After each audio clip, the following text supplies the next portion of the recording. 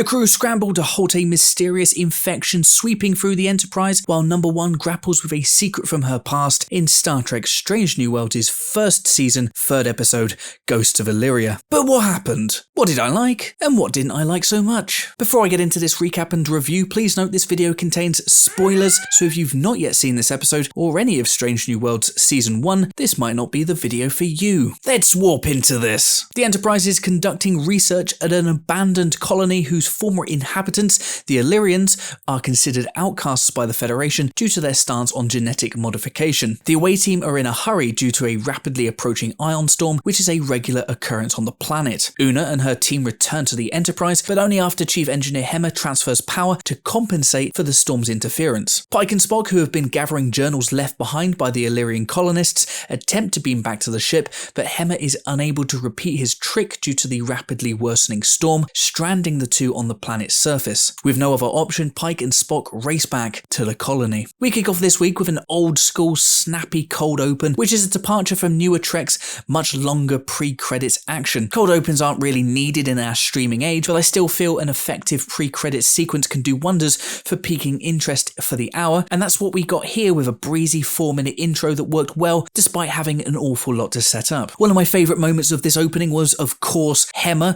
whose gruff, no-nonsense attitude feels like a mixture of Odo and Shran with a bit of the EMH thrown in. I'm loving this character. I think Hemmer's probably my favourite of the bunch so far, and yes, I volunteer to head up his official fan club if that's needed. The sight of the Enterprise crew momentarily stopping to observe the power drop in the corridor also got a chuckle. It's a very lower decks visual, but it didn't undercut the tension, and actually did more for the Enterprise's nameless crew than anything I've seen from Discovery so far. On the Enterprise, Ortegas encounters a member of the away team who smashes his face for a panel of light, telling the lieutenant he wants to feel the light on his skin. In her quarters, Una displays similar behaviour, tearing her uniform open before emitting a strange fiery glow. Snapping out of her trance, Una contacts Dr. Mbenga, who informs her several members of the landing party are unwell. In sickbay, Mbenga apprises Una of the situation. Half of the landing party have burned themselves in attempts to satisfy a strange addiction to light. Mbenga is at loss to explain the outbreak, having run a number of scans, and takes a blood sample from an initially hesitant Una. In engineering, Una questions Hemmer on the effectiveness of the transporter's biofilters, suggesting the power transfer could have led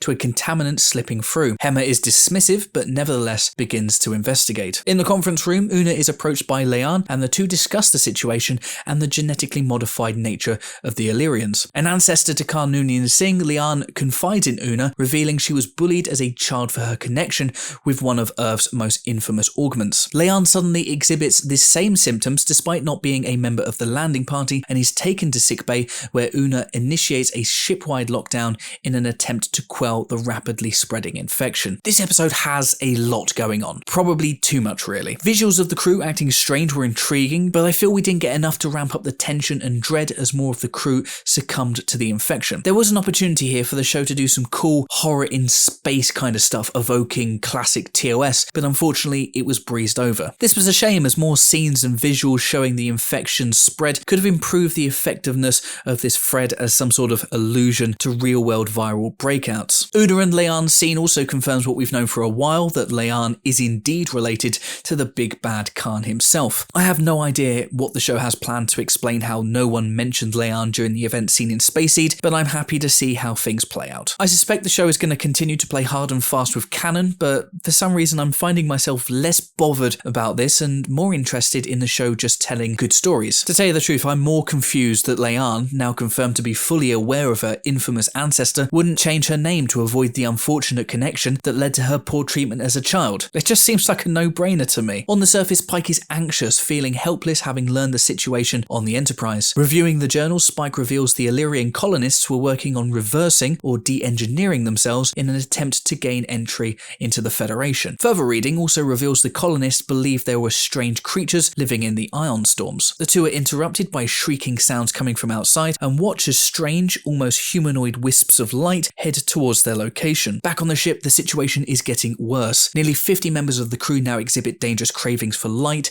with infections despite strict lockdown measures baffling the medical team. Hemmer arrives in sickbay to run a diagnostic on the emergency medical transporter due to its unusual power usage, but his attempt is vociferously refused by Mbenga, who slyly switches off the room's lights, successfully distracting the engineer. Working with Uhura, who has somehow remained symptom-free, Una deduces the infection can only spread through light waves and orders a ship-wide blackout. Later, whilst researching Illyrian modifications, one which appears similar to her own fiery glow seen earlier, Una is interrupted by a blackout override in the transporter room. Investigating, Una arrives to find an infected Hema attempting to beam aboard a piece of the planet's mantle in an attempt to satisfy his cravings. Una stuns Hema, preventing him from harm, and carries him to sickbay to be sedated along with the rest of the infected. Terms like lockdown and contact tracing raised an eyebrow. I was half expecting some sort of clever sci-fi analogy to tie into the real-world issues we've been dealing with in recent years, but we didn't really get much more, resulting in a lot of this feeling a bit half-baked. I wonder if this is a story that could have benefited from being a two-parter, or having some of its content spread out across more episodes. More on that in a bit. What I really enjoyed about this week's episode, however, was how virtually everyone in the main cast got at least one moment to shine. Ortegas and Uhura, while having little to do compared to last week, still popped up in key moments and proved important to the wider story. It feels like the balance in juggling the ensemble is just right at the moment, and long may that continue. I also got a kick out of watching Hema use his genius skills in a crazy attempt to beam aboard a freaking piece of the planet. Another moment where the show definitely towed the line between wacky and serious. I don't know about you, but I also got Sunshine vibes from this scene as well, with Hema's insanity reminding me of the much more sinister captain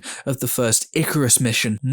Toasty. Back on the planet's surface, Pike and Spock attempt to barricade the colony from the strange creatures. Spock continues to learn more about the colonists' journals and begins to have suspicions about the creatures outside. The creatures penetrate the room just as the ion storm shatters a window, putting the two in serious danger. Instead of attacking, however, the creatures swarm to form a protective barrier, saving Pike and Spock from the effects of the storm. Una arrives in sickbay with Hema and confesses to Mbenga and Chapel that she is in fact Illyrian, and this is the reason for her immunity. Una asks Mbenga if her blood can be used to create a cure, but the doctor says no, explaining that there were no signs of infection in her blood, likely burned away due to her genetic modifications. Seemingly the last person standing, Una is suddenly warned of a warp core containment deactivation in engineering and realizes that Leanne is no longer in sickbay. Una discovers Leanne in engineering, who is lowering the containment field in an attempt to flood the Enterprise with light. Leanne also overheard Una's Illyrian confession and is upset with her friend for not disclosing her true nature, knowing what she went through as an augment. Una successfully neutralizes Leanne and begins to glow fiery red as the warp core containment level reaches critical. On the planet, the storm has passed, leaving Pike and Spock mostly unscathed,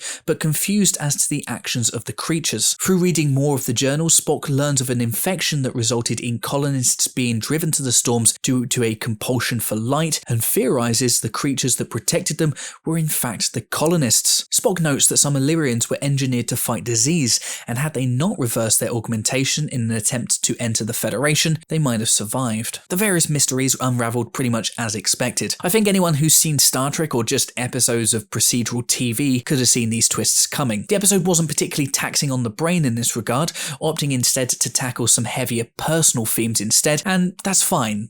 Sometimes I like an easy to solve adventure with lots of telegraphed moments. At the end of the day, it's one of the core tenets that makes old school Trek such a lovely show to sit and relax with. I was confused by Una's true nature as an Illyrian. While never previously revealed on screen, Una's Illyrian background is mentioned in DC Fontana's novel Vulcan's Glory. The Enterprise War, a Discovery tie-in novel released in 2019, contradicts this, however, describing Una as a human raised on an Illyrian colony. Modern tie-in novels are generally considered canon, so it's an odd retcon. Adding to my confusion further is the fact that we've also previously seen the Illyrians in Enterprise's excellent third season episode Damage as a race with prominent forehead ridges. Like I said earlier, I'm finding it easier to just relax and accept canonical changes, but some, like these instances, are still taking me out of the episode. On the Enterprise, Mbenga wakes to a healthy Una and Chapel, who explain that Leanne's proximity to Una during the radiation leak caused her to develop the antibodies required to fight the light infection, allowing Chapel to synthesize a cure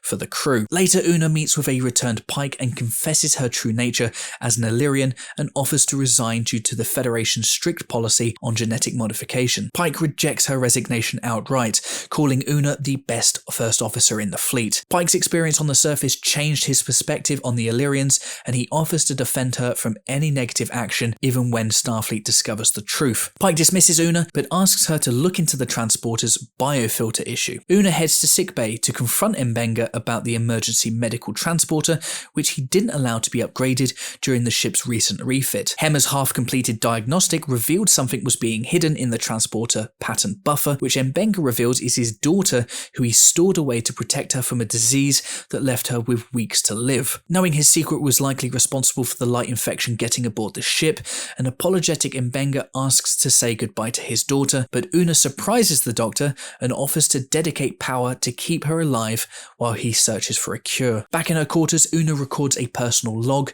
reflecting on the situation and confessing her true nature before quickly deleting the log. Meanwhile, M'Benga temporarily materializes his daughter in sickbay to read her a story as the Enterprise goes to warp. The resolution of the infection came a little too quickly with a fix that felt a little contrived, but this is hardly new for Star Trek, let's be honest. Una and Pike's scene played like many similar scenes we've seen in Trek before, most notably Bashir's confession in DS9's 5th season episode, Dr. Bashir, I presume. Una's character is forever changed, but she'll remain on board with no lasting repercussions. Maybe. It's also nice to see Pike, having been relegated to a mildly entertaining B-plot with Spock for most of the hour, take something from his experience that tied in quite neatly with his exchange here. M'Benga was a standout in this week's episode, with Babs Olusanmakan more than making up for his absence last week, but the subplot of his daughter, while lovely and well-intentioned, felt crammed into an already busy episode. Did we really need this here? Could it not have been saved for an M'Benga-centric episode? I think it should have been. Ambition and an abundance of ideas proved detrimental to Ghosts of Illyria. Don't get me wrong, this was still a highly entertaining, albeit predictable entry in what has been a very promising start for the show so far. I just think it tried too much, resulting in some of its more interesting concepts feeling underdeveloped, competing against material that would have probably been better saved for another episode down the line. Following episodes focusing on First Contact and the Prime Directive, it made sense that we'd get a traditional Trek Outbreak story at this point. Strange New Worlds has the classic Star Trek playbook, and it's running it step by step. It's all a bit safe, some might call it bland, but it's all working nicely as a reset and a callback to the Trek that we all fell in love with in the first place. And you know what? I'm happy to settle for that right now. I'm giving Ghosts of Illyria 3 stars out of 5. But what did you think of this episode? Did you love it? Did you hate it? Let me know in the comments below, and don't forget to like this video and subscribe to the channel for more Star Trek reviews, recaps, lore, theories and more coming soon. Until next time, I'm the Trek Lad. Live long and prosper.